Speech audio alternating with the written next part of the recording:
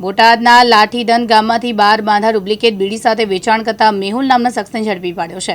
Duplicate બીડી વેચાણની બાતમીના આધારે પોલીસે તપાસ કરતા ડુપ્લિકેટ બીડી મળી આવી છે।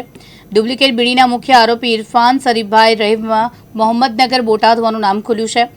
કંપનીના પ્રતિનિધિને જાણ કરી ખરાઈ કરાઈ છે ત્યારે ડુપ્લિકેટ બીડી હોવાનું સામે આવ્યું છે। બોટાદના મુખ્ય વેચાણ કરતા આરોપી પર પહેલા પણ 2 થી 3 વાર ડુપ્લિકેટ બીડીના વેચાણમાં ગુનો નોંધવાની જાણકારી છે। ડુપ્લિકેટ બીડીના રેકેટ અંગે પોલીસ ફરિયાદ દાખલ કરી વધુ તપાસ ગ્રામ્ય પીએસઆઈ ચલાવી રહ્યા છે। આપનું નામ? રફીકભાઈ ઉમરભાઈ લાખાણી। રફીકભાઈ, આજે ડુપ્લિકેટ બીડી કંઈક પકડાય છે? અહીંયા બોટાદની અંદર અગાઉ જે ઇરફાનભાઈ કરીને હતા એની ઉપર આપણે 2 કેસ કરેલો હતો। એક માફીપત્ર આપણે લખેલો હતો, જવા દીધા હતા।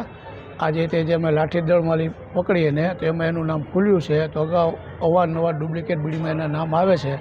તો પોલીસ ખાતાનો સાથ સહકાર સારો છે, છતાંય પોલીસ ખાતું સાથ સહકાર સારો આપે વધારે આપણે એનું મૂળ જળ મળે આપણે પકડી શકીએ। આરોપી જે પકડાણા છે એ કોણ છે?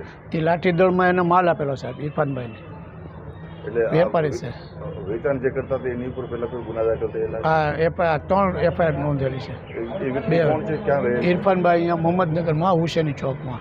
મુદ્દામાલ કેટલો? મુદ્દામાલ 6000 બીડી છે અત્યારે, 10,000 હતી બાકી વેચી નાખી છે એ ને એને માલ ખાલી છે એટલે 3-4 વખત માલ આપેલો છે। કાયદેસરની કઈ રીતે પ્રકારની કાર્યવાહી? આપણે એની ઉપર અગાઉ 2 વાર એફઆઈઆર નોંધાવેલી છે, 1 વાર માફીપત્ર લખેલું છે। આજે પાછું એનો માલ પકડવાનો છે। અવારનવાર ભાઈ કર્યા કરે છે એવી મારી પોલીસ સાહેબને, એસપી સાહેબને, પીઆઈ સાહેબને, પીએસઆઈ સાહેબને રિક્વેસ્ટ છે કે આની ઉપર કડકમાં કડક કાર્યવાહી થાય એવી લોકો અપેક્ષા રાખી રહ્યા છે ને કંપનીવાળા અમે રાખી રહ્યા છીએ। બોતાભાઈ શેકલિયા, દિવ્યાંગ ન્યૂઝ, બોટાદ।